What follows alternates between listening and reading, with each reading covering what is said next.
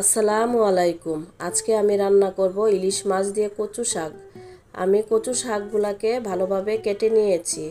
এখন একটা ইলিশ মাছ নিয়েছি। মাছটাকে এখন আমি কেটে নেব। মাছটাকে পিস পিস করব না, আস্তাই রাখবো মাছটা। কেটে নেওয়ার পর এখন আমি মাছটাকে ভালোভাবে ধুয়ে নিব। মাছটা ধোয়া হয়ে গেছে। এখন আমি শাকগুলাকে একটা একটা করে একদম সুন্দরভাবে ধুয়ে নেব, যেন কোনো ময়লা বা কিছু না থাকে শাকের মধ্যে। আমার শাকটা প্রায় ধোয়া হয়ে গেছে। এখন আমি একটা পাতিলার মধ্যে শাকগুলা পাতিলের মধ্যে নিয়ে চুলায় বসিয়ে দিলাম। এই যে দেখেন আমার শাকটা সিদ্ধ হয়ে গেছে। এই যে আমার শাক সিদ্ধ হয়ে গেছে। আমি ইলিশ মাছটাকে এখন সামান্য হলুদ লবণ দিয়ে মেখে নিয়েছি। চুলার মধ্যে একটা প্যান বসিয়ে দিয়েছি। এখন আমি মাছটাকে ভালোভাবে ভেজে নেব।